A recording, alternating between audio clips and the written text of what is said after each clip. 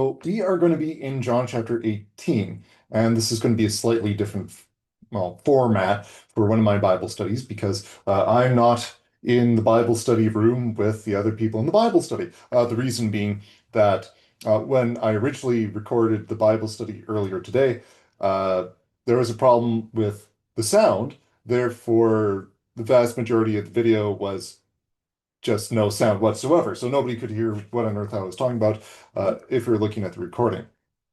So if you do like the format of this video a little bit better than what you see with me doing, say, like devotional studies in the sanctuary at the church or Bible studies in the meeting room with other people in the room, if you like this, yeah, please let me know. Write it in the comments, or if you're one of the members of my congregation, tell me in person. So yeah, so let's get into it. So last week when I was doing the Bible study, we were getting into the trial of the Gentiles. And at that time, I was dealing primarily with one particular textual issue where it's St. John making a comment that the Sanhedrin, or at least members of the Sanhedrin, would not enter into the Praetorium, the palace of the Roman governor, because it would make them unclean for eating the feast. And if we're thinking about the Passover feast, well, why would certain people not have it already? Whereas we quite clearly see in Matthew, Mark, and Luke that Jesus and the disciples were already eating it. And part of this could be discerned by, or part of the thought through the issue is that you have Thursday evening technically being part of Friday for the Jewish calendar because it's sunset to sunset rather than how we understand the day beginning and ending with midnight to midnight.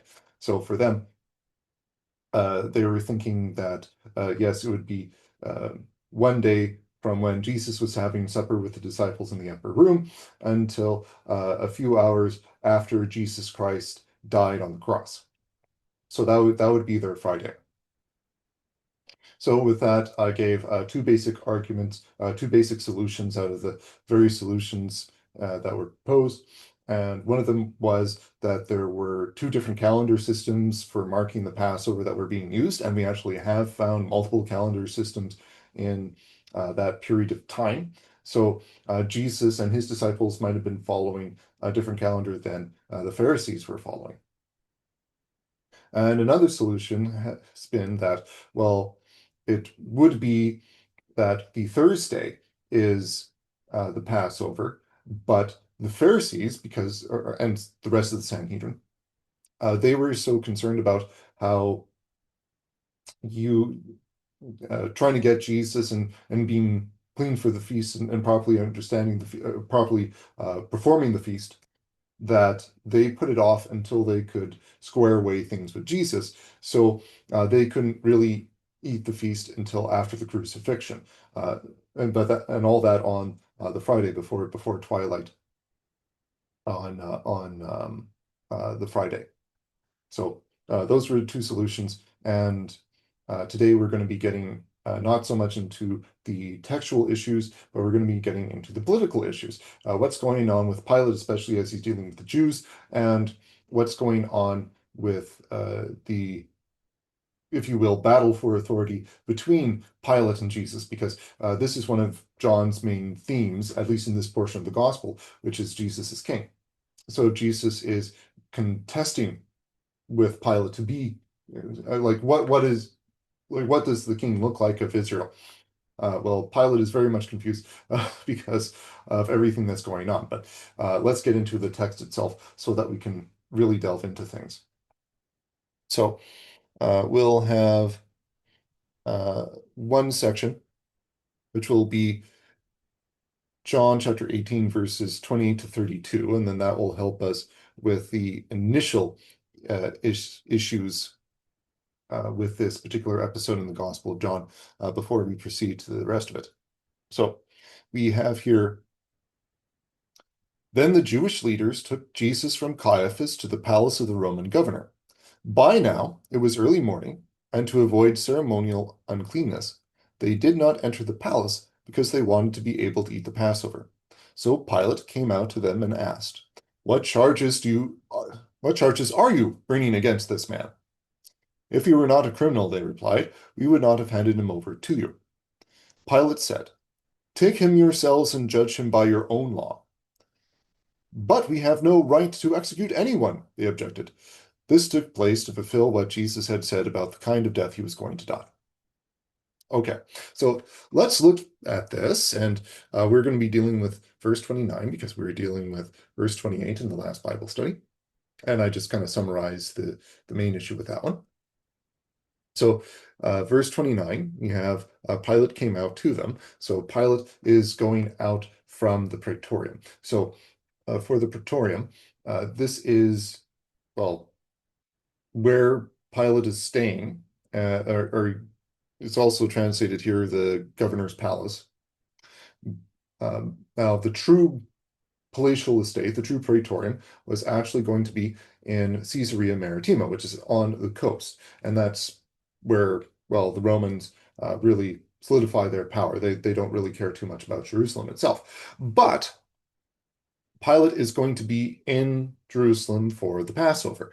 And this seems to be somewhat of a political thing because when we get down to verse 39 here, it says, but it is your custom for me to release one prisoner at the time of the Passover. So the idea could be that Pilate is just trying to fulfill his governor's duties by living out this particular custom of the Jews. So Pilate would be in that area for the Passover, and most likely also he was there for quite some time because quite a few of the Jews have been coming and gathering within Jerusalem for some time already, and that's mentioned at the tail end of John chapter 11. Okay, so Pilate is coming out, and he's coming out praetorium, and it's not as though he's going to be coming out on the ground level. He's going to be a site above. Most likely, this is a balcony. And if you go to the building in Jerusalem where they say this is the place, and you can never really be absolutely sure of this is the place for the vast majority of things in the Holy Land, but quite a few people do try to uh, make the point like, yeah, this is the absolute place. Now in the Bible study this morning, it was mentioned about how you could do a little bit of a racket with kind of selling the dirt of the Holy Land, just because that would be the place. And yeah, you really could. And people have. So even here in my office, I've had this cross as a souvenir from when I was in the Holy Land, and you can see that uh, there's this glass aspect of it, and you can see that it is filled with water. So this water is supposed to be from the Jordan River, and you can also see that there's some soil here, and that's supposed to be from Jerusalem itself. So yes, I was sold Jordan River water as well as Jerusalem soil, just kind of as a souvenir thing. But if you go throughout the Holy Land, yes, they'll also be selling mementos like this. When you're around the Jordan River, sites that are close to the Jordan River, you'll find that people are selling vials of water, which would be supposedly from the Jordan River. Hopefully, it's not the souvenir seller just filling it from the tap right there adjacent to the river. But yeah, they'd have those bottles of water in some locations, just the bottles themselves, and you have to go out and you actually have to scoop up the water yourself. But yeah, it's one of the things that you do because you're basically trying to um, market the place. In any case, uh, with the building that Pilate is supposedly in, that is supposedly standing, at least in some respect, because it would be partially rebuilt, if not completely rebuilt. Um, Now, when I was there, it was supposed to be at least the basement was original to around the time of Christ. Um, How close? Hard to say. Anyways, but in that building in its current form, second floor balcony, and you could go out and you could do the what's called the ecce homo, behold the man, when Pilate is bringing out Christ when he is adorned with the crown of thorns, and then also with the robe and the scepter that the soldiers gave him.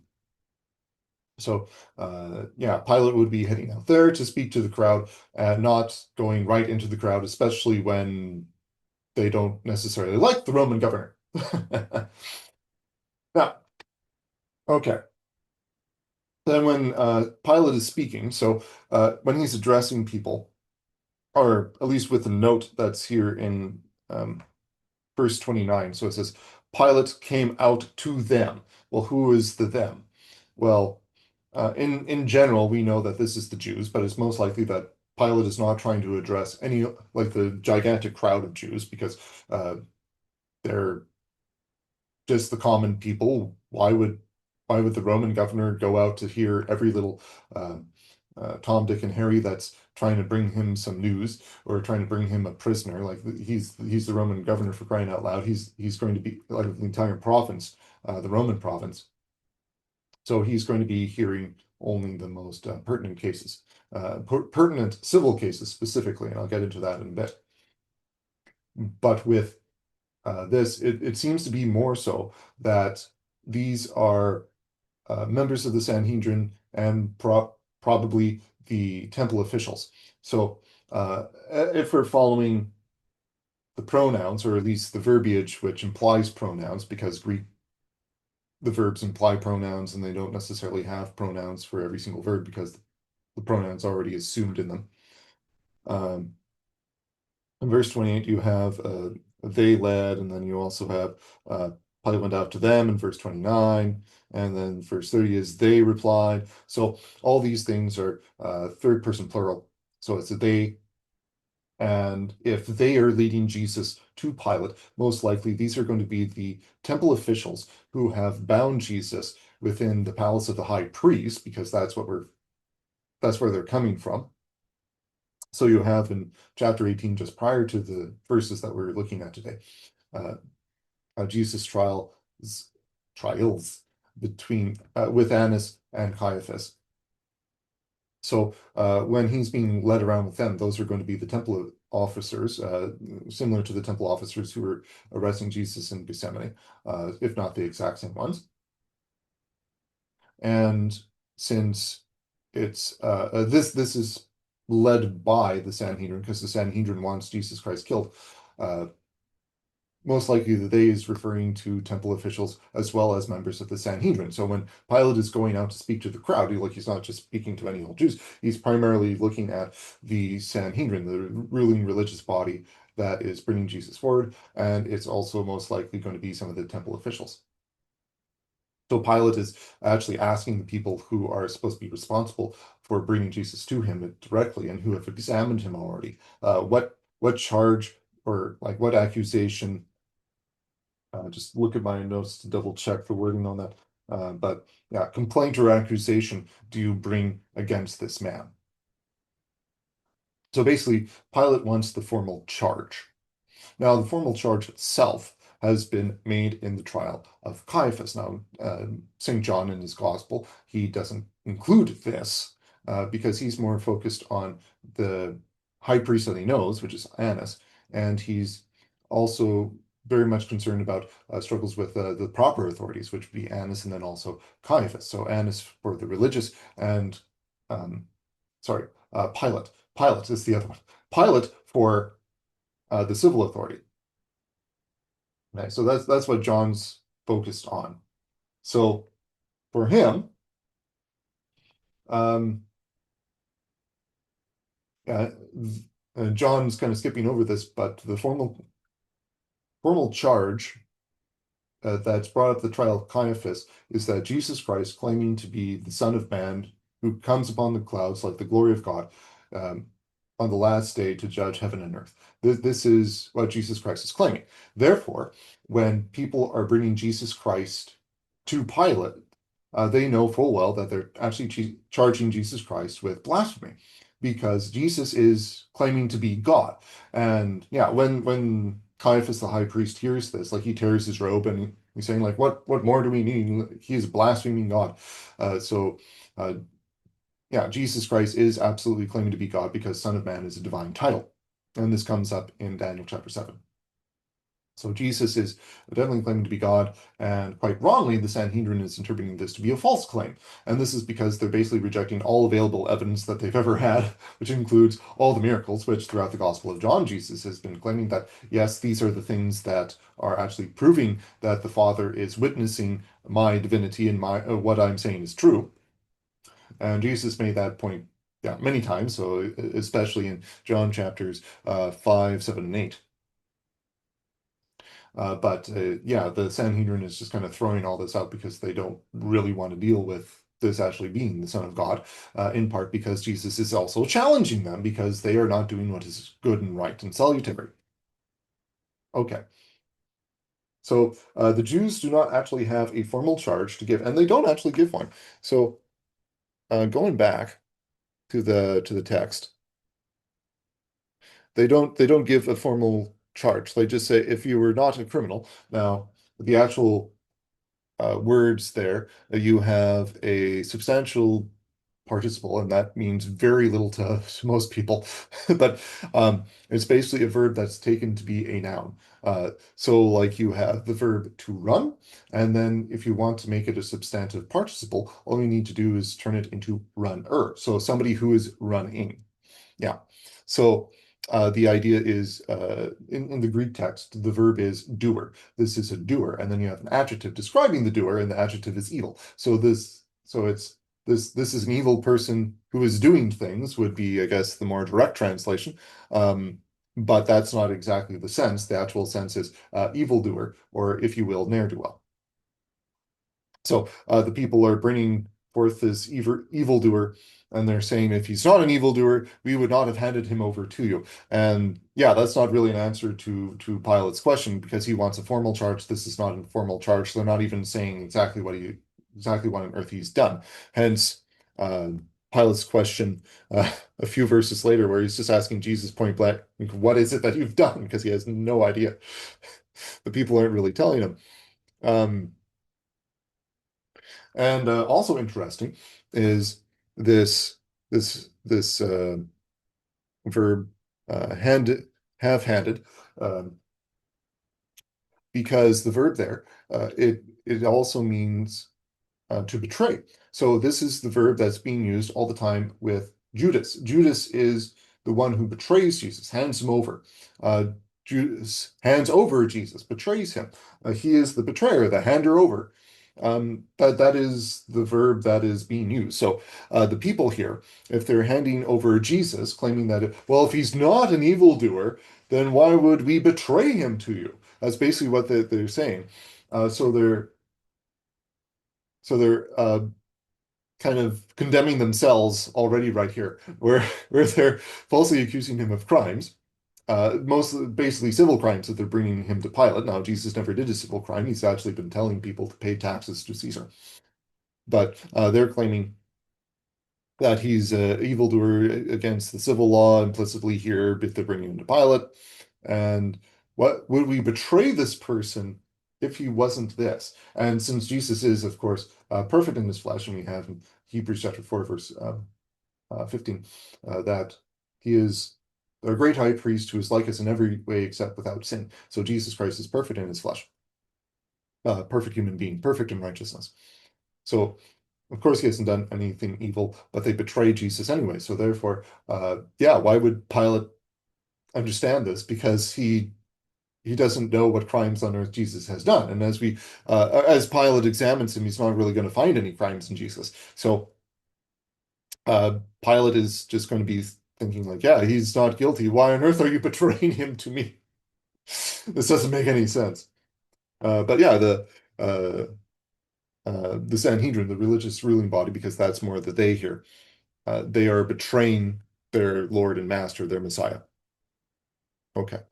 So Pilate responds, of course, a little bit with skepticism, and he's also going to be trying to avoid responsibility for the actions of the Jews because the Jews are definitely trying to do something. I mean, and already Pilate knows that something's up because if they're not bringing a formal charge, then Pilate knows that they're not being trustworthy here.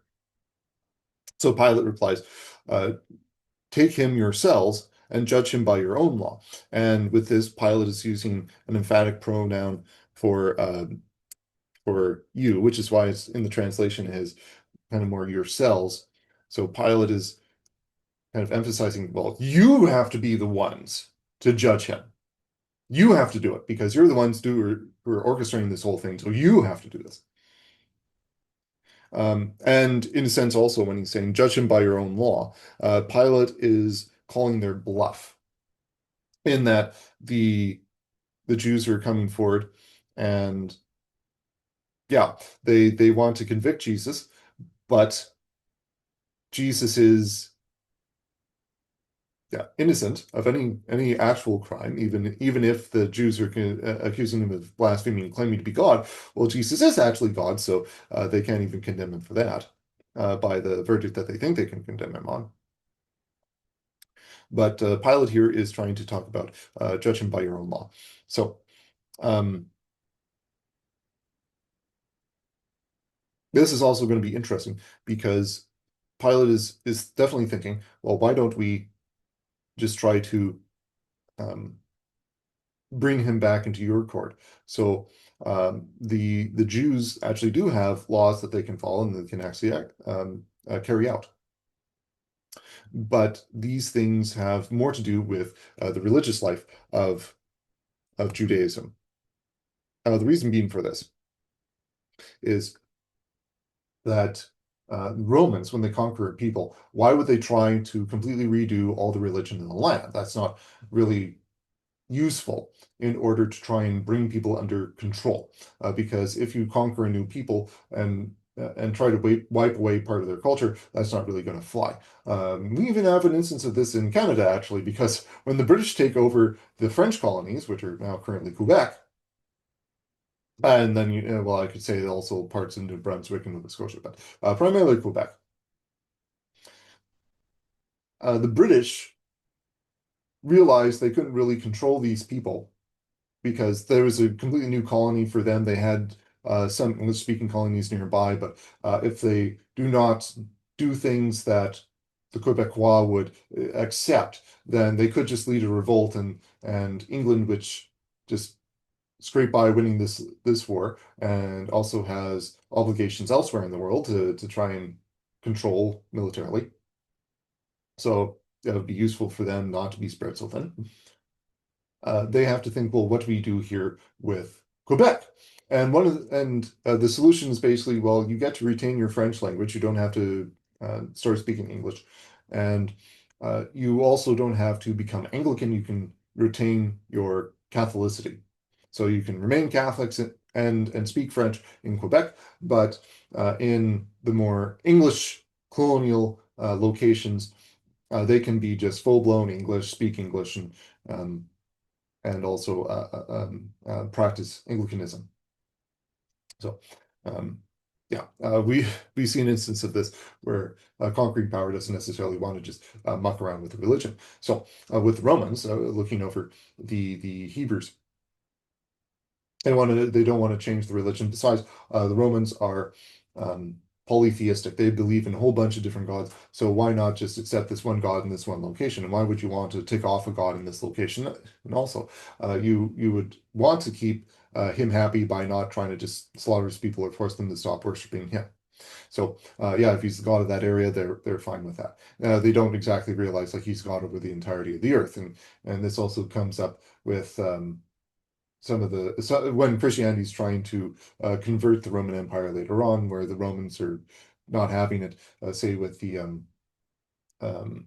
Decian persecution or the Diocletian persecution, and that's in those are in the middle of the third century and beginning of the fourth century, respectively. And with those, basically the persecutions were based on the idea that Christians weren't sacrificing enough. Now they were definitely worshiping their God, but they need to worship all the other gods too. So they're not doing that right. So the Romans are like, well, there's so many other gods. Why are you worshiping just one? You're going to get all the other gods mad at us. So they wanted more divine favor and forced Christians to try and sacrifice to these other gods. So yeah, and the Roman concept, like this is just a local deity in one location. So yeah, why would they really try to topple that when he has control there? Anyways, so John now makes well no before John we have the Jews bring their objection, like they don't want to try Jesus by their own law because they're saying we have no right to execute anyone. Now, this is an interesting statement because the Jews are able to conduct their law, which is also why Pilate even suggested here that you look after him by your own law. But the Jews are saying we have no right to execute anyone. And is that really true? Well, no, because according to Levitical law, they can actually execute people. And this is basically what they're accusing Jesus of doing, is breaking Levitical law. He's claiming blasphemy. And again, the Romans don't care about this. They don't care about somebody claiming to be a god. In fact, within their own religion, they have a whole bunch of demigods.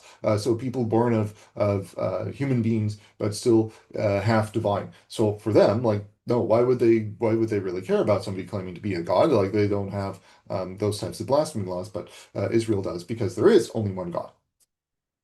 So, um,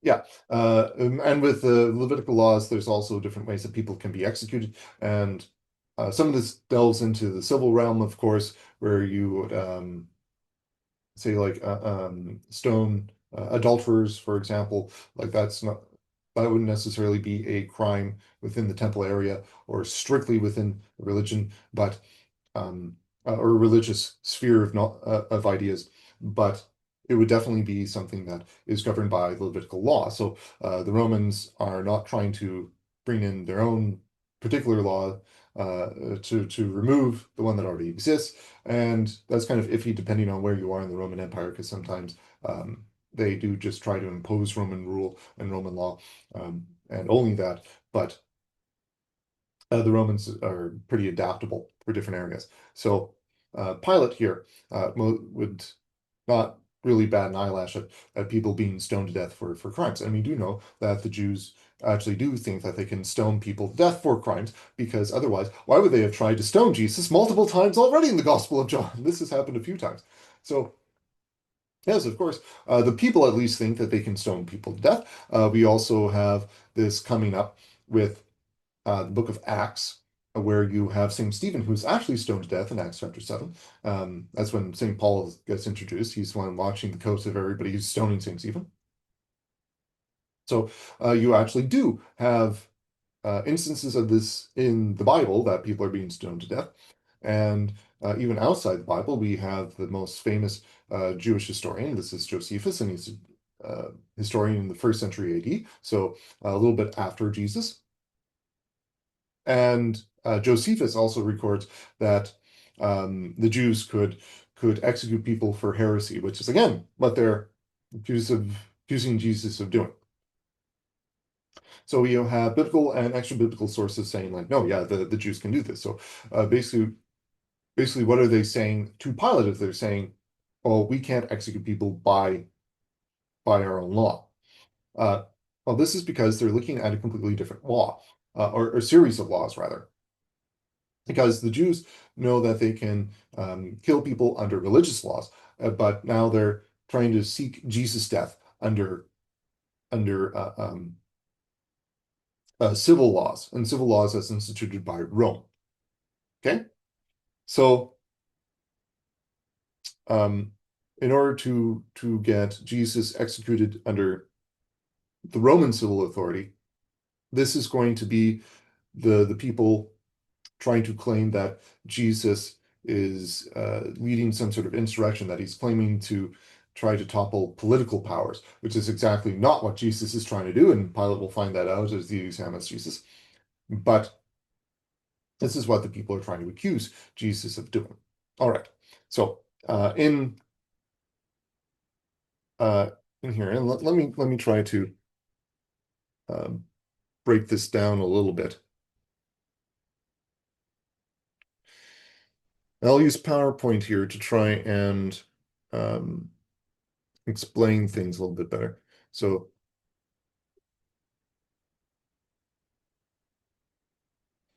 we have here, which law system are we really looking at? And I'm using PowerPoint because I'm familiar with PowerPoint, and I think it might be easier for people looking at this instead of me trying to draw on a whiteboard behind me like I usually do in the Bible study room. Okay, so you have, well, I'll rephrase this from to Levitical law. So we have Levitical law. We also have Roman law here. Okay, so under Levitical law, we have um, a death by stoning. And this is true for just about every single crime. The only one that is coming to mind that you wouldn't have death by stoning would be um, adultery with your daughter-in-law, which comes up as a very specific crime in Leviticus, where there's burning to death. Now, that might actually be a reference to when this actually does come up with Judah, one of the 12 sons of Jacob. So Judah, um, and this is a big long story in the book of Genesis, but Judah tries to get grandchildren, so he has this this one woman that Tamar, and she marries his eldest son. Now the eldest son is evil, and God kills him. So then, to keep the family line of the son going, normally what would happen to the wife is she would go to the next eldest son so that he could father a child by her, and then that would be counted according to the deceased husband. But um, that fellow, Onan, he does not want to do this because that would mean that he would be doing all this work for no gain, because then he yeah, his brother would have an inheritance, and that could actually take away from his inheritance, because if his brother's dead and has no heir, then he can just take the whole pot. So then he has relations with Tamar, and quite intentionally does not try to sire an heir. So he's definitely just living out of lust and greed. So therefore, God kills him for being evil, and Judah goes, "Oh no, my third son, he's just as big of an idiot as these other two." So then he does not give Tamar to his third son. So Tamar makes this plan in order to have relations with Judah, her father-in-law, and unbeknownst to him, and he falls for it. So he's committing adultery, and he knows that he's committing adultery. So it's not just Tamar just doing evil things. It's definitely Judah doing evil things, and the result of this is that Judah now has his heir by way of Tamar, and this is not good. In the sense that like all whatever came to this point is all sin. However, Judah recognizes that he needs to act righteously, because he is at fault for why these things are really happening, and why Tamar has sinned as well. So so he so he's claiming that no, yeah, I have to be more righteous. Anyways, so when Judah finds out that Tamar's pregnant and he doesn't understand that he's the father, one of the things he vows is like, oh, she must be burned with fire in order to pay for her sin. So that might actually be where in the Levitical law you start getting, you have the very specific law of relations between father-in-law and daughter-in-law to be death by fire, whereas everything else seems to be by stoning, or very near anything else by stoning. But I digress. Okay, so under Roman law, well, you have death by, and there's a whole bunch of different things here, but for insurrection, you have here um, crucifixion. So insurrection, or let's double this up as treason. So going against the ruling authority here. Yeah, what you would be doing is you would be implementing the worst possible death, and that's usually because the a ruling body wants to absolutely make sure that you don't challenge its authority, which is why one of the worst, yeah, well, sorry, I should rephrase this. Um, this is usually why when you find punishments given for treason, these punishments are the worst that there possibly is. So, for the sake of example, um, the penalty for treason in the United Kingdom, or for a long, long period of time, was being drawn and quartered. And when I asked people in the Bible study room, well, what is what being drawn and quartered really means? They didn't really know. Um, so this is when your forelimbs, so your two arms and your two legs, they get tied to a horse. Well, I should specify each one of them gets tied to a different horse. So you have four horses, and these horses are sent off in different directions. So you're literally being pulled apart. And there's different ways to do this. So you could actually be pulled apart, and that would be the quartering there, is that all the limbs are going in different directions and you're broken apart there. But there's also you could be struck down while this is going on. So while the horses have you pretty taut there in your flesh, they actually do quarter you with a sword or something of the sort. Yeah. So that is the worst possible death, and that's for treason against the crown. Um, Sometimes it's more beheading, but for capital punishment, but being drawn and quartered is one of the worst things that there is. So yeah, when you think of crucifixion for Christ, so crucifixion is a horrible, horrible punishment where you're basically um, dying over the course of days. Now with stoning, like yeah, you'd be hurt and it would definitely be a painful experience. However, you'd be dead within a relatively short period of time. It's not as though people are just placing a whole bunch of stones on you and they're gradually crushing you over days. But for crucifixion, the person would be on the cross for days. And usually, what would be happening is the person on the cross would be dying of either drowning in their own bodily fluids as their lungs fill up with fluid, or they're dying of exposure there on the cross. And in either case, it's going to be multiple days that this is happening. Okay. So horrible, horrible punishment. Oh, yeah, and I mentioned to the people in the room this morning that if you've ever seen the movie Spartacus, um, yeah, that's based on real events. So there really was a Spartacus. He really was a slave, a Dacian slave, and he led a slave revolt against Rome in Italy. And when they caught him and many of his followers, because there was a big battle and they lost, um, I don't know if all the survivors, but many of the survivors uh, they were crucified, and there was a huge series of crosses, kind of extending out from the city of Rome itself, with people dying on those crosses for days and days. And that was because they were violating the slave laws as well as kind of the treason because they're rising up against their masters there. So yeah, the end scene at the movie Spartacus is like that really happened, and it's a horrific thing. Okay. So, um, yeah, so we have these two law systems. You have Levitical law and the Roman law. So Levitical law is death by stoning, Roman law would be death by crucifixion. And John has a little note here where he says in verse 32, where the Jews are objecting to trying Jesus by their own law and thus stoning him. John puts the note in verse 32. This happened so that the words Jesus had spoken, indicating the kind of death he was going to die, would be fulfilled.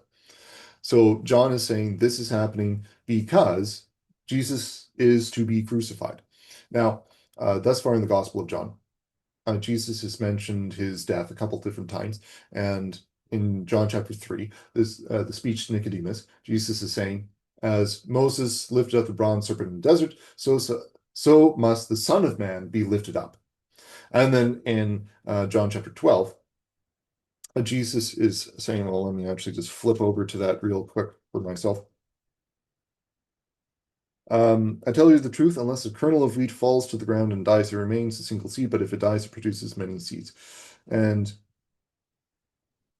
he says a little bit later on in the chapter, but I, when I am lifted up from the earth, will draw all men to myself. So Jesus is definitely saying that he needs to be dying lifted up on a cross. And John is simply saying that, yeah, this is to fulfill what Jesus is saying. So the Jews are definitely trying to get Jesus crucified, but why on earth are the Jews trying to crucify Jesus? And John doesn't actually give us any motivation for this. He just kind of leaves it as is. So how can we understand this? So let's do a new slide here. Oh, let's do a big one. Okay. So why crucify Jesus? So what are the motivations of the people? So the first one here, or the first plausible solution, maybe not that terribly plausible, because I'll deny it in a moment. But the first one is, well, the Jews wish to see Jesus die in a horrible way. So they definitely want to see Jesus do something or undergo something that is excruciating. So underlying this could be um, humiliation. They want to see Jesus humiliated. It could also be painful. So again, as I was saying, like crucifixion is over the course of multiple days. So maybe they just want to do that instead of just stoning him and getting it done right away. And another one here is if you have Deuteronomy chapter 21, verse 23, it's cursed is anyone who is hung from a tree. And this refers to any sort of hanging. So this is somebody being hung by the gallows or being impaled and thus being hung up in the air that way. And then you also have crucifixion where you're being nailed to a tree. So they could be doing this for somewhat more religious reasons, where they're thinking with Deuteronomy chapter 21 that they want to see Jesus cursed by God, where he's like, oh well, he claims to be the Son of God, therefore he must be destroyed in such a fashion to prove that his claims to divinity are false. Now, for this though, I'd say that this seems to be a little bit of an odd option to really take, because why would the Jews try to violate a commandment to violate another commandment, really? Um, so the eighth commandment, thou shalt not bear false witness, like usually that's applicable for lying and slandering and gossiping and stuff like that. And that's usually what I remind people when I try to talk about that commandment, because those are more everyday things. But the foundation of that commandment is bearing false witness in court. It's a courtroom setting type of commandment. So if anybody is lying in court, like, yeah, this is violating the commandment. And the Jews are definitely lying to try and get Jesus killed in a very different way. So they're trying to accuse Jesus of having a different crime than what he actually has.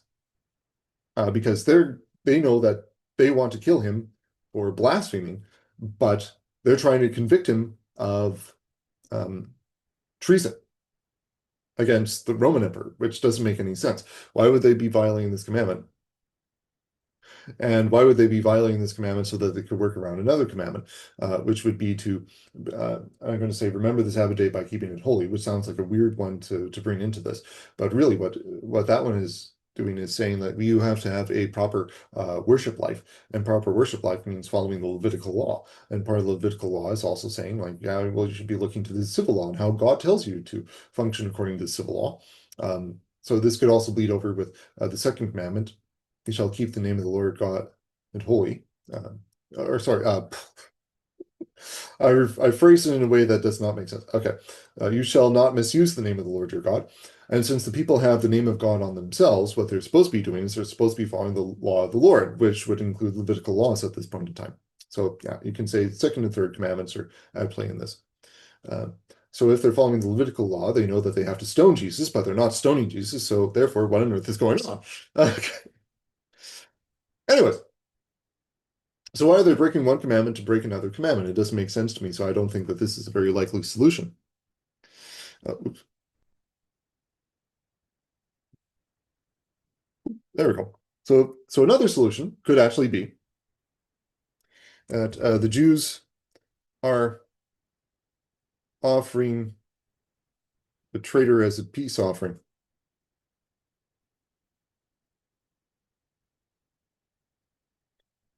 So, and this is basically what Pilate is looking at when he's trying to examine Jesus, because he's trying to look at, well, are you claiming that you are committing treason, or that you are a king, and that you're trying to take away power from Rome? So, so the Jews might actually be thinking, well, if Pilate finds out that this guy is claiming to be the Messiah, the Christ, and that he could be leading an insurrection, well, then yeah, we should be getting him to Pilate right away to show that yeah, we're not trying to lead an insurrection. So you don't want rebellion by offering a rebel. Now, of course, this gets pretty confused if we're looking to Barabbas, and who actually did lead an insurrection, and the people want him back. That Pilate releases Barabbas, not Jesus, back to them. So, yeah, Barabbas who led fiscal rebellion, whereas Jesus is bringing a spiritual, I would say, reaction, not a revolution, because revolutions are bringing new things completely, whereas Jesus is trying to bring things back to the old, like the original Eden. So Jesus is definitely bringing about something spiritual, but he's not really doing something that would be going against the civil state. And we even see this with the Roman Empire in general, where the Roman Empire is transformed not by the Christians trying to conquer everything within the Roman Empire, but that the Christians are actually converting people within the Roman Empire. So the Romans themselves are Christian and will rule as Christians. Anyways, um, so Jesus is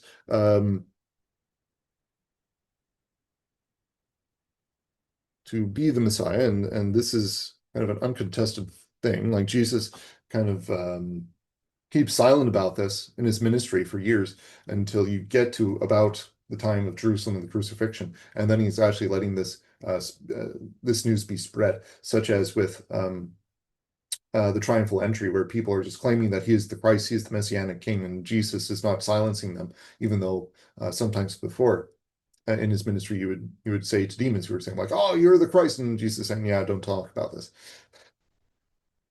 But yeah, Jesus is definitely claiming to be the Messiah, and the Messianic King would be ruling over the state of Israel and have some sort of contest with Rome.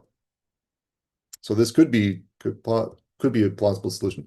And then you also have John 11:47 to 50 here, which is the Sanhedrin a couple months before this, or around a couple months before the Passover, get together and realize, yeah, if Jesus does lead a rebellion, like we're not in, like Israel's not in any shape to actually contest Rome.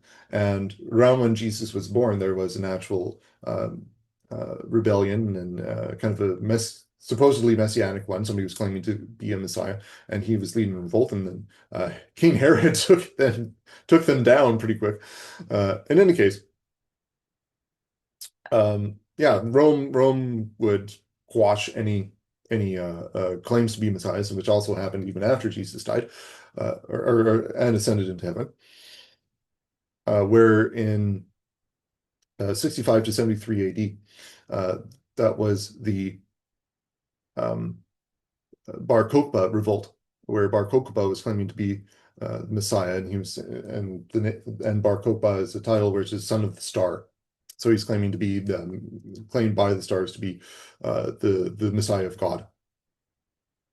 And then yeah, the Romans took a few years, but they put down the rebellion in Israel. So Caiaphas, when he's talking to the Sanhedrin, John chapter 11, he's saying like, yeah, it's not good for us if we're not prepared to fight against Rome. Um, to actually go into this fight because we, the Sanhedrin, the ruling religious body, will lose our place. He doesn't really care about the people. He's talking about the issues related to the religious elite. So then he says it's better for one man to die, Jesus, for the benefit of the people, for the life of the people. Not knowing how he was actually prophesying this, but yeah. So I think two is a plausible solution. Uh, it's a little bit odd though, because we still find that the Jews are violating the eighth commandment again to try and get Jesus crucified, which seems to be an odd thing to do. Um, uh, so that could be just out of fear that they're violating one of the commandments. Uh, but I think that another solution would actually even be more plausible. So in this third one, so the Jews are avoiding being unclean.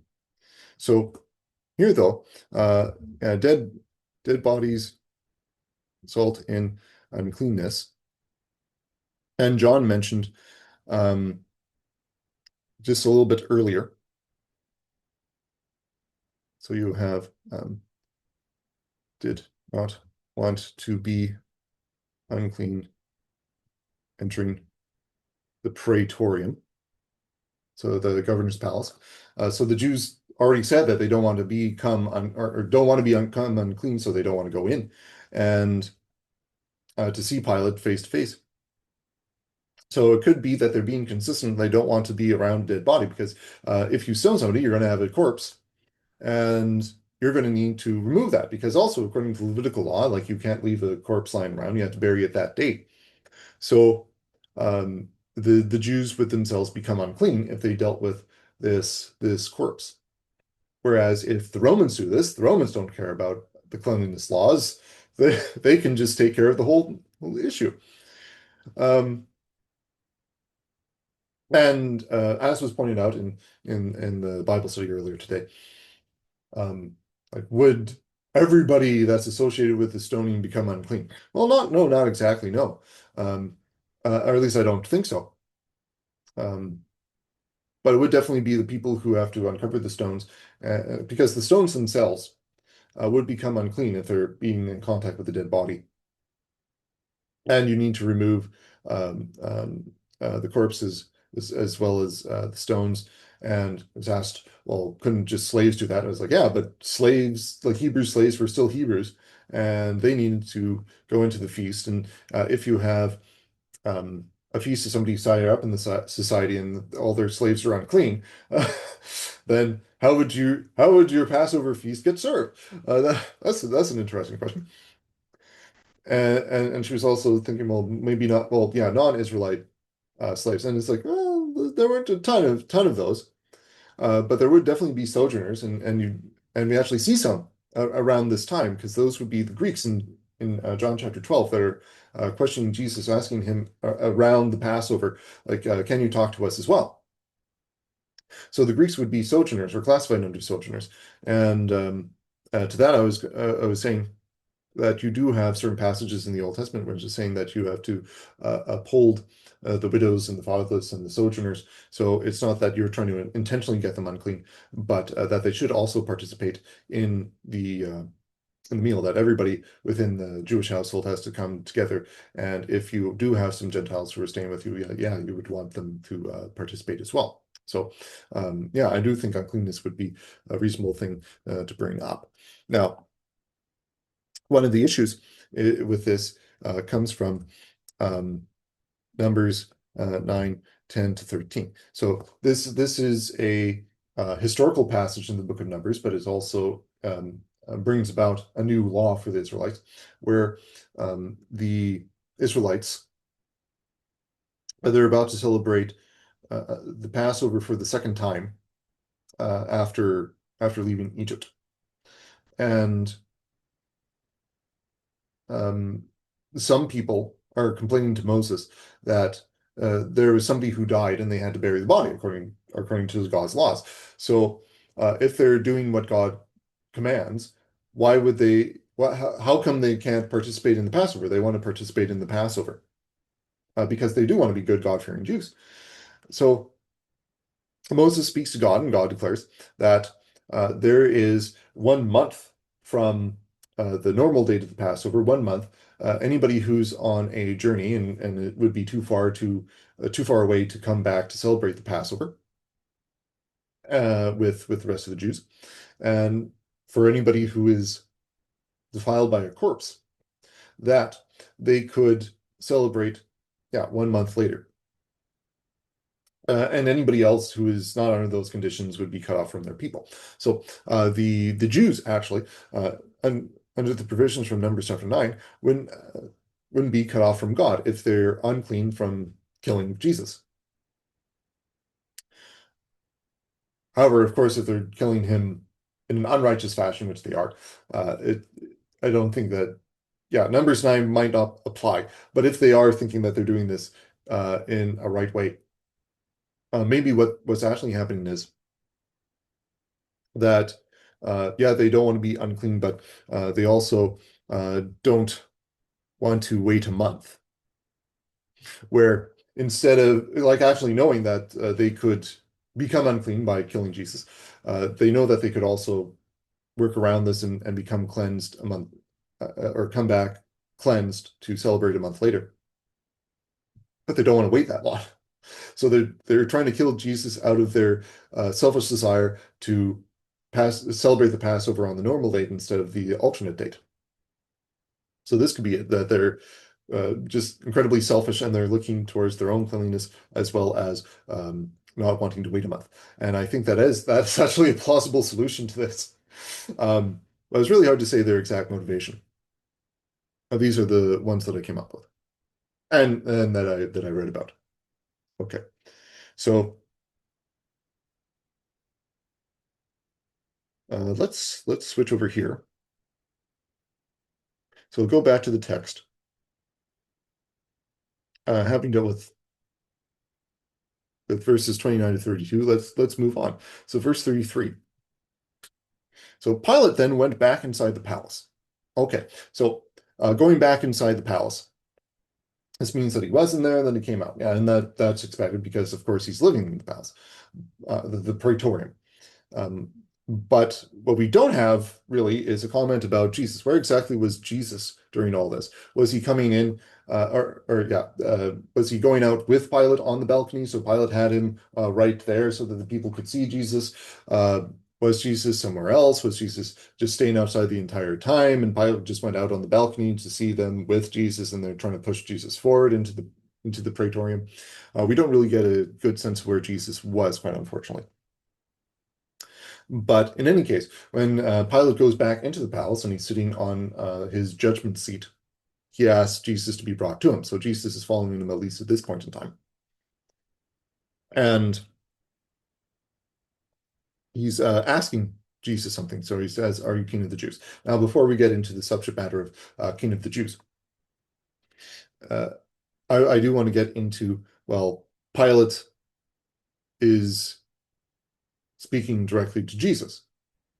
Now, we don't have any word here or in any of the four Gospels that there is an interpreter between Jesus and Pilate, which is interesting. But why would it be interesting? So Jesus, with his followers, he'd be speaking primarily Aramaic. That would be the lingua franca at the time. That would definitely be what they would be using in everyday speech. We find this even in the Gospels themselves at certain points in time when somebody is speaking out. And it's usually Aramaic uh, that it that's in the Greek narrative of the New Testament, because the New Testament's in Greek. And if some and sometimes there's a quotation, and the quotation's from Aramaic. So that would be more the common language that's used that's being quoted. But Jesus and his disciples would also be using Hebrew, presumably, if they're quoting the Old Testament, unless they're using the Septuagint, which is the Greek translation of the Old Testament that would have preceded Jesus and his disciples by about 200 some years. So that would definitely be around. So whether or not that would be the common mode that people would speak of the Old Testament, that's up for grabs, but likely they would also know Hebrew, so Aramaic and Hebrew. Now for the Romans, though, the Romans would primarily be speaking Latin, but Yeah, it also depends where the Romans are growing up and where they're living. But Latin is more the language of the Romans. But if you're an educated Roman, or Roman living in the eastern part of the area or empire, and grew up in the eastern part of the empire, most likely you'd be um, uh, learned in Greek as well. So educated Romans would have Greek background because Greek was kind of the educated language. So today, if you wanted to feel like you were very educated, you'd probably learn Latin because that would be what a whole bunch of historical texts are using, or and some of the scientific language that's being used, such as names for body parts or classification systems for biology. So you'd be using Latin in today for certain parts of education. So same thing with the Romans, except instead, since they were speaking commonly Latin, they would be speaking Greek because that would be the language of education. Anyways, so um, if Pilate is speaking Jesus in this area, most likely he's going to be using Greek instead of Latin because not that many people in this part of the Roman Empire would be speaking Greek. And the Roman Empire has only had territory here for basically the last century or so. So it's not like this is cemented into the culture quite concretely yet, just yet. But anyways, so when Jesus is responding to Pilate, what language is he actually using? And we know that Jesus followers, like, yeah, they are the apostles. They're the ones who wrote the New Testament. The New Testament is written in Greek. So most likely the disciples knew Greek, or at least had some sort of working knowledge of it. Now, there could be exceptions, such as I would say probably St. Peter. Now, St. Peter did have the letters of First and Second Peter in the New Testament.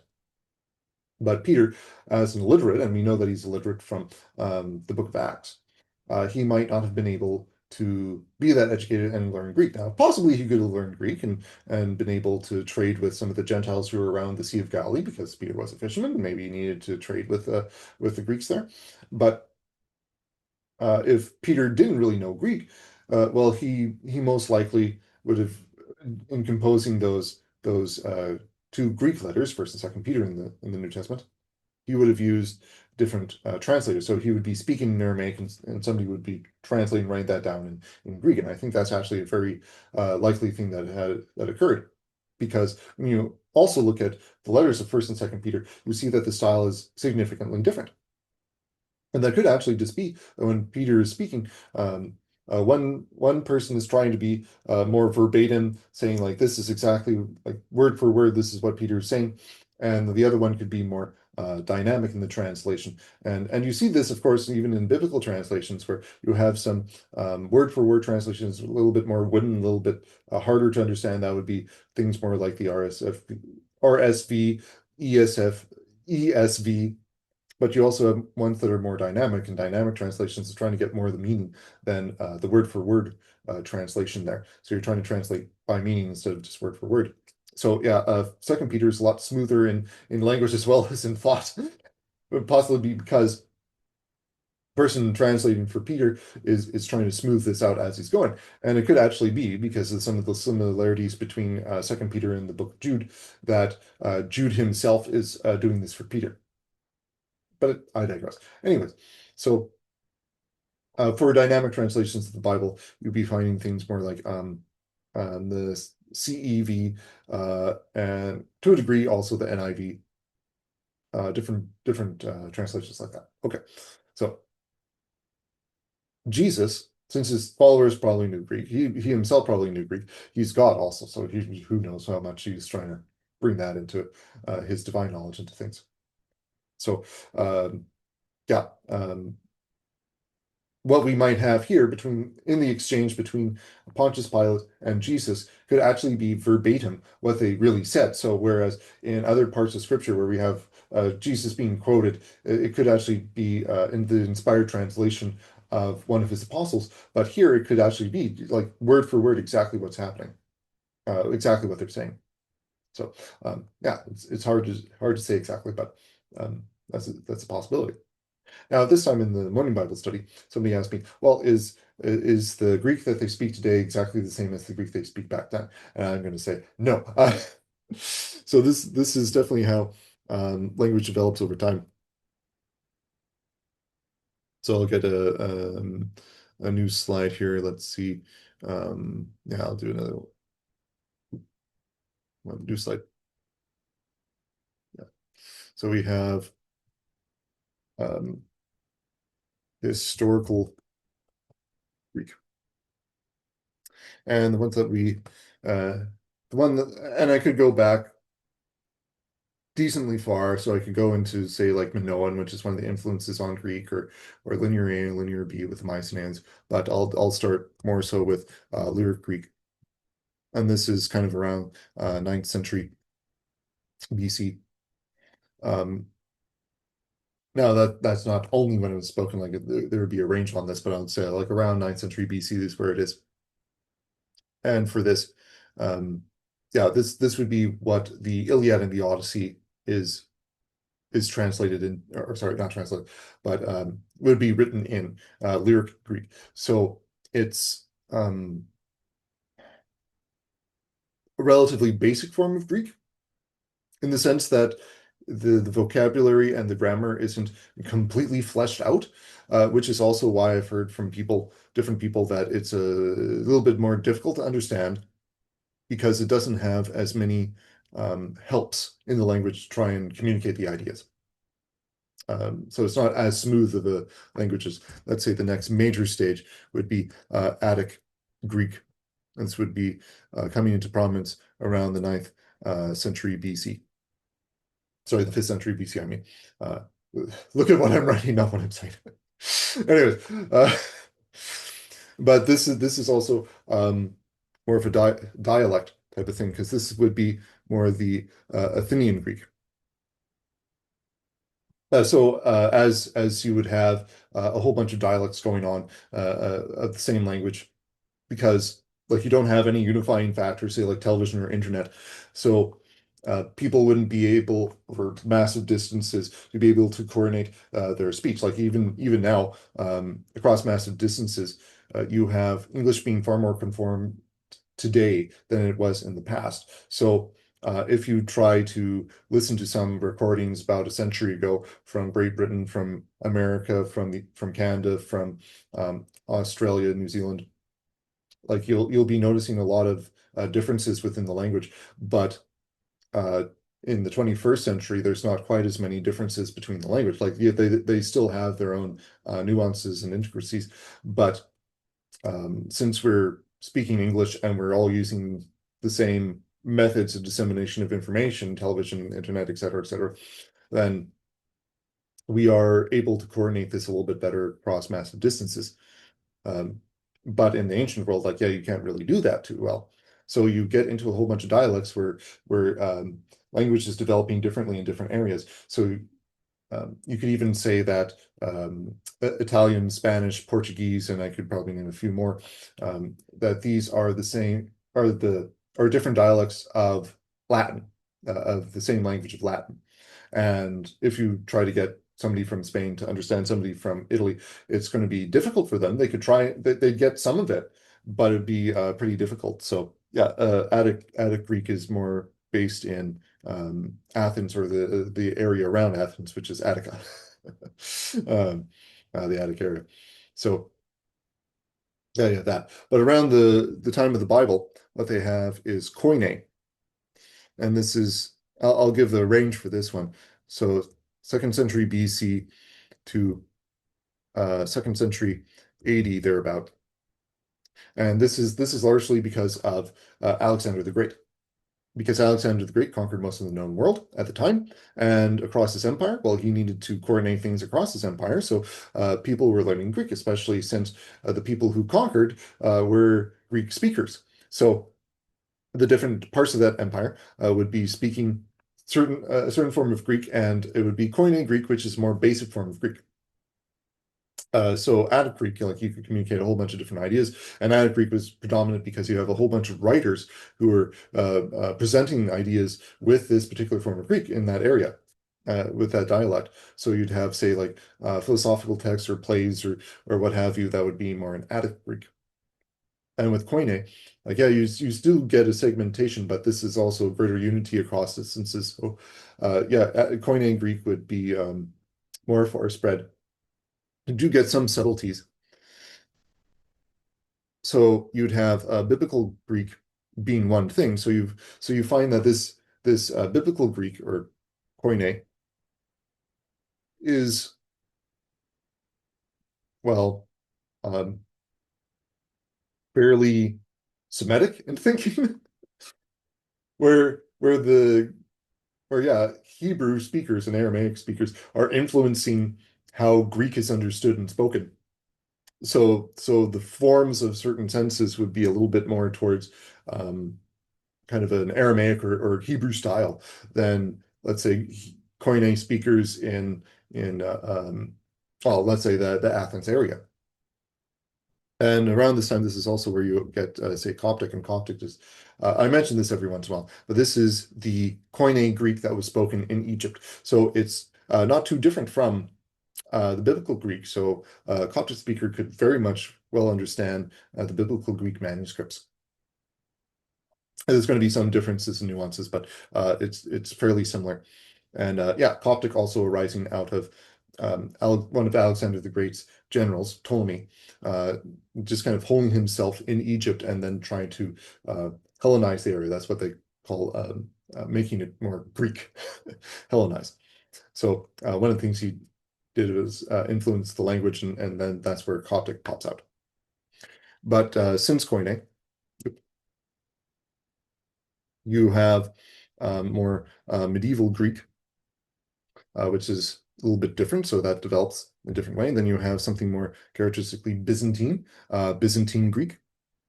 And that's kind of a further development from medieval Greek, especially as with the Byzantines, the influence of the Slavic people were coming in and settling within the Byzantine Empire, and also like basically almost taking over the kingship of the Byzantine Empire at different points in time. Um, and then I should have looked this up, but I didn't. I can't remember the next step. But then you have modern Greek. So it is distance a fair distance away. So when I was telling people this morning about this, I was saying like, yeah, you can sort of think of it as the difference between like between modern Greek and Koine Greek in the scriptures. You can kind of think of it as you as a modern day English speaker trying to communicate with people in the 1200s, because the language would be fairly different at that point in time. And if you look at some of the historical texts, like how they're written, like you'll see that there's massive differences in spelling because there was no uniform spelling at the time because they didn't really have dictionaries. So, so yeah, it would be difficult for you to try and understand those types of things. So many differences. And the person who asked me about the type of Greek also asked, "Is this where we get the saying it's all Greek to me?" Now, I said no, because it's all Greek to me is talking about the form of language, not the language as understood throughout time and changing throughout time. But somebody did look it up afterwards, and the first extant use of that idiom, it's Greek to me, comes up at in Shakespeare's writings in English that we find. So this is late 16th century. And before that time, it would have come out of the medieval period, presumably, like we don't know 100% for sure, but out of the Greek period. And this would be most likely where you have Western scholars who are able to read Latin, but they wouldn't necessarily be able to read Greek, and they definitely didn't.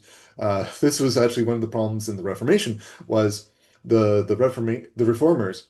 When they were trying to get back to the languages, not everybody could speak Greek. Everybody could speak Latin at that time, but not everybody could speak Greek. So Luther himself was not a good Greek speaker, so he had to use multiple helps when he was translating the New Testament. But he learned.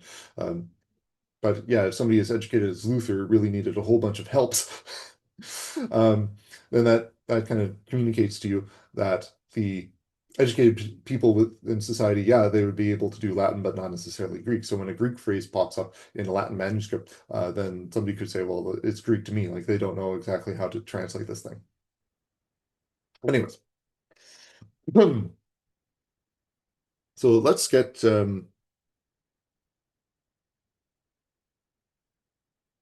back to the text. So Pilate is saying, "Are you king of the Jews?" Now, this seems to come out of left field because there's no mention of a king anywhere here.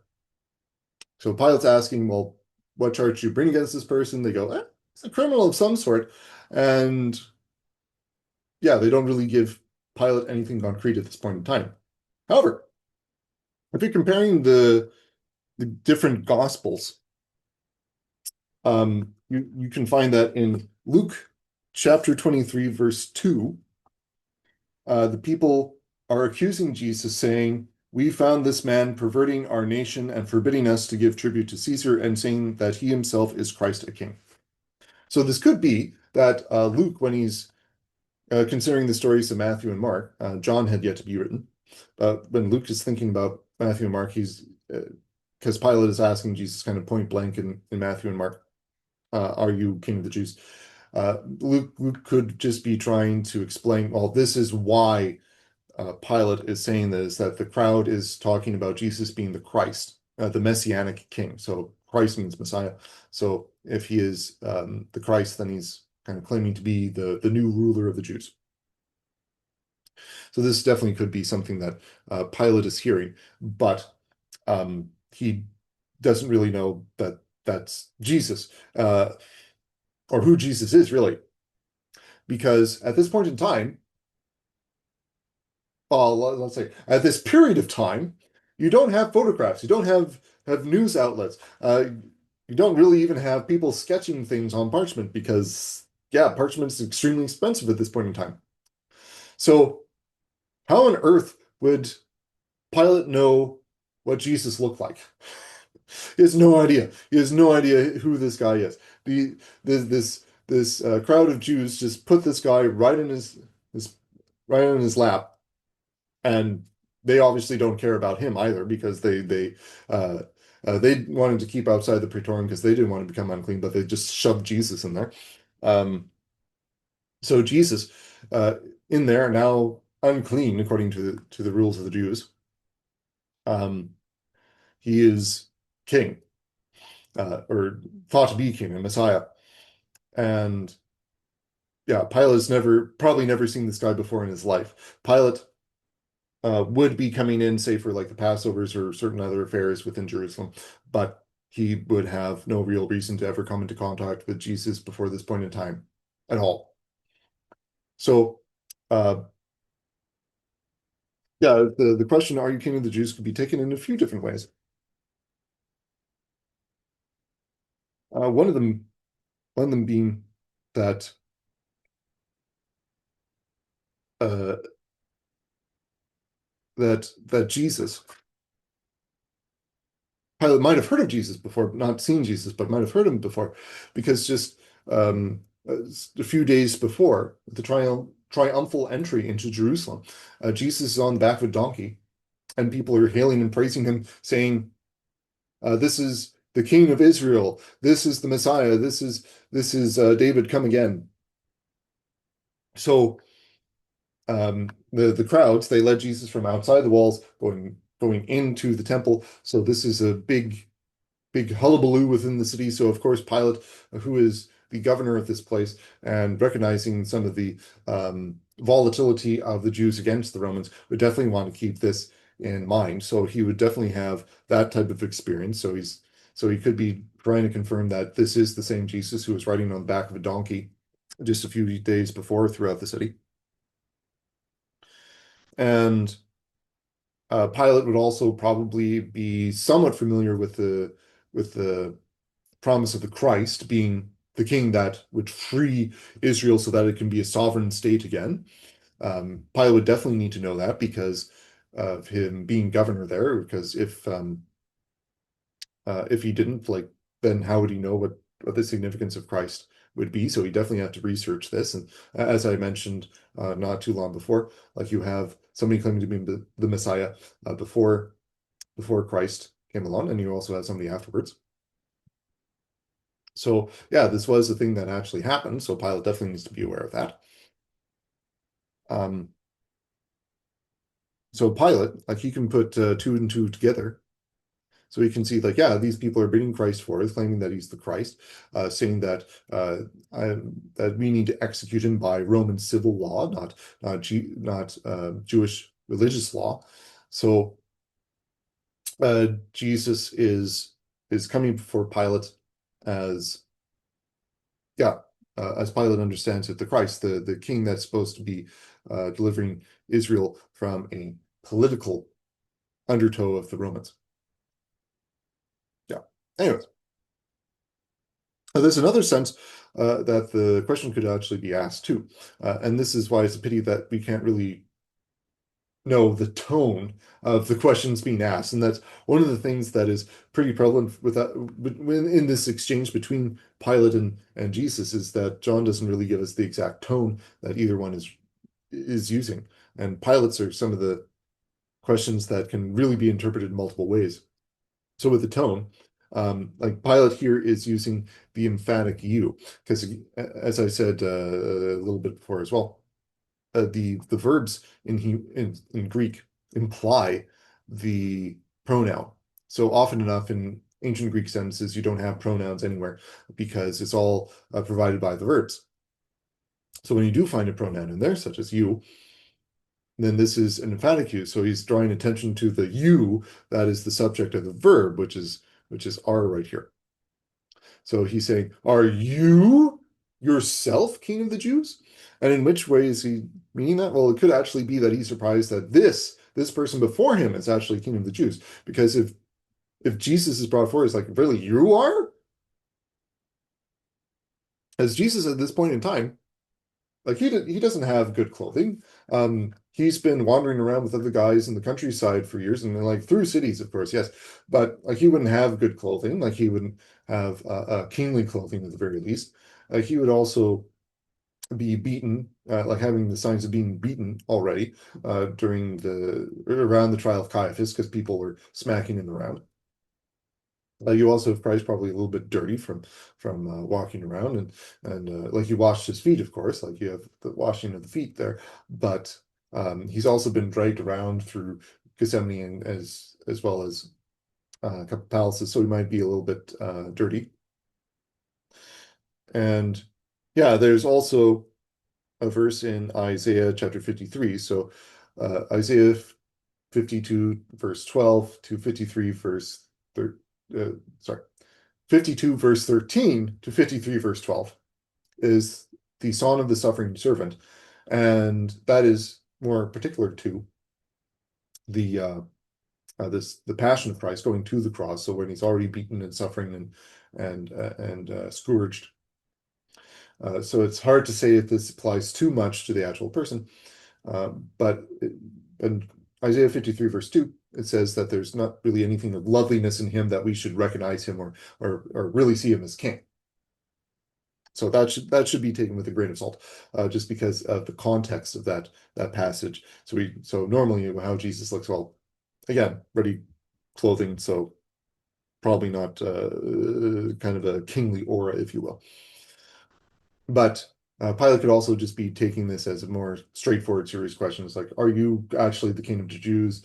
Are you recognized as king of the Jews? Do you claim to be the king of the Jews? So again, multiple ways that you could possibly read that statement. But Pilate is basically trying to gauge if Jesus is actually leading an insurrection against Rome, that he is actually claiming to be a king who has political power and worldly power.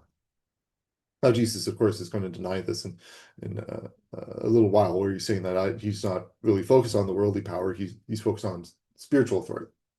But yeah, Pilate's really just trying to gauge, well, where is Jesus in all this? So now, in characteristic fashion, Jesus doesn't actually answer the question that Pilate's posing him. Jesus doesn't give a yes or no. And this is also why you find, if you look into the other gospel accounts, that the other gospel accounts will be saying that Jesus doesn't answer Pilate. Now, that doesn't mean that Jesus was silent exactly. And that's somewhat what we presume if we look to the other gospel accounts. So if they just say that, yeah, Jesus didn't say anything or answered him nothing, it doesn't mean that he was completely silent. And when you really compared the Gospel of John on this subject, like the trial before Pilate versus the other three Gospels, John is absolutely the one who talks the most about this, who gives the most detail. So John is really trying to capture the idea of the challenge of authority, whereas the other Gospel writers are just saying like, yeah, there was some exchange, but nothing was really answered by Pilate for Pilate. Okay. So Jesus' response in verse 34 is that your own idea, or is this what you yourself believe? Or did other people talk to you about me? And Jesus kind of hinting towards the crowd that just came in. Because again, Pilate never saw Jesus before in his life, most likely, never had a discussion with the man. Therefore, and yeah, and Pilate also just kind of confused because the Jews are pretty scant on the information of what's going on here. So Pilate could just be going, I have no idea what's going on here. And Jesus is just kind of pointing this out. Now, this actually does speak against Pilate's authority because, uh, yeah, Jesus is basically suggesting that Pilate is being influenced by the Jews, the people he's trying to govern. Because instead of keeping these people in line and making sure they're not doing anything nefarious, which Pilate is at least starting to seem to do, because he's really trying to get into the actual charges so that he can have a good verdict, yea or nay. But when the people are bringing this person forward, Pilate's evidence is what they're saying. So uh, Pilate is leaning on the Jews for his information and at this point in time, his verdict, rather than Pilate actually formulating his own ideas about the subject, what is really happening. Um, and who knows what mindset Pilate is in. Maybe he just wants to get this done as fast as possible because the Jews are just being annoying to him again because he doesn't like the Jews. Um, and in this way, it's also very similar to what's going on a little bit before, where you have Annas questioning Jesus. So Annas is putting forward questions to Jesus about his disciples and his teaching. We don't get any specific questions being mentioned by St. John here. But basically, what the idea is that you Annas wants Jesus to confess. Annas doesn't have any evidence to actually convict Jesus, so he's basically trying to get Jesus to confess and get convicted on his own, which basically does also actually happen during the trial before Caiaphas a little bit later on. The other Gospels talk about that. So Jesus, in his reply, he's saying, "Well, why are you questioning me? I've spoken openly to the world. I've spoken in public. I've taught in synagogues in the temple, where all the Jews come together." So he's saying, like, "Yeah, I preached to the Jews. Why are you questioning me? Ask those who heard me. Surely they know what I said." So he's basically saying, "Well, yeah, go actually get some witnesses. Be a proper judge." And he's really striking at home at um, Annas being a corrupt judge. Now, for Pilate here, he's not actually being a corrupt judge, not that we know of, anyways, in this instance, because he's actually trying to get information. But Jesus is kind of pointing out, well, this could be detrimental, what you're doing. Uh, do you actually have the information in order to convict me? Do you actually know what's going on here? So Jesus is not going to speak in his own defense. And Pilate's pretty amazed at this. Um, And that's explicit in Matthew and Mark, because in Matthew and Mark it says, but yeah, Jesus made no further answer, so that Pilate wondered.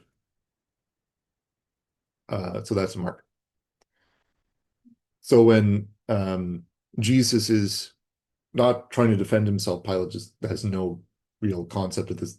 Why are you just saying this instead of actually defending your case? But yeah, Jesus is pointing out um, if Jesus is saying this of himself, then he would actually have come to the conclusion that Jesus is truly king. So if Pilate's saying, "Well, are you king of the Jews?" and Jesus is saying, "Well, don't you know? Don't you have an idea of this already?" And Jesus kind of echoes that in a few verses where he says, um, you say that I am a king, and here in verse 37. Because Pilate's just kind of trying to get to the bottom of this. And again, as I explained before, Pilate would have heard of this Jesus figure being hailed as the Messianic king paraded through the streets of Jerusalem at the Triumphal Entry. So he does have some background in this, some idea of what's going on. But yeah, Jesus is trying to point out, well, yeah, if this is your idea, then you should come to the conclusion that I am a king. But if you're not using this as your own idea, then you're actually as ignorant as the crowd. Like they don't know what's truly going on, and they're basically denying what's right in front of their faces. So yeah, when Jesus says, "Did others talk to you about me?" He's basically implying that yeah, if Pilate says this because of other people, then he is being pushed by others to declare a verdict instead of hearing Jesus' own testimony in contravention to Roman law. So Pilate would not be a proper governor if he's only doing this um, because other people want to get Jesus convicted. So yeah, he's just kind of just throwing this out there. And this isn't happy for Pilate, and you can see that yeah, he's a little bit um, vocal in the next verse, verse 35. But yeah, what Pilate is trying to do is he's actually trying to test Jesus. So he's saying like, "Are you king of the Jews?" Trying to get Jesus to confess what's going on. But what ends up happening is that Jesus, who replies the question for the question, is basically trying to point out that yeah, uh, he is testing Pilate. See if Pilate's actually worthy to deliver a verdict. So yeah, Pilate's purpose is to see whether or not Jesus is a political opponent to Caesar, while ultimately, like Jesus does not care to take away the Roman Empire from the Romans. He does not care to actually challenge them because he just wants to bring in heavenly kingdom. So he actually is no threat to Roman rule. So he has no real reason to just try to confirm what the crowd is saying or what Pilate is saying. There's no reason for this. So yeah. Um, Now I'll stop here because this is where we stopped in the Bible study this morning. And we'll continue on weeks from now because uh, it's summer as of the recording here.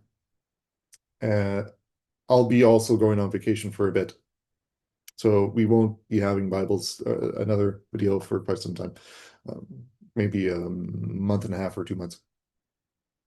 But yeah, so we'll pick up with kind of a recap and then delve into John chapter 18, verse 35. So let's pray. Dear Lord, Heavenly Father, we thank you for bringing Jesus Christ into this world that he might bear witness in front of kings for our behalf. We thank you, Lord, for sending Jesus Christ to the cross for our forgiveness and raising from death so that we might have eternal life. We ask you, O Lord, as we are bearing witness of Christ in the world, that we be like Christ, not bearing or breaking under pressure under the authorities of this world, but that we stand up and we loudly proclaim you, that we actually bear the name of Christ in the world and that we act rightly, regardless of what pressures are put on us. We pray for this in Jesus Christ's name. Amen. So thank you for joining me.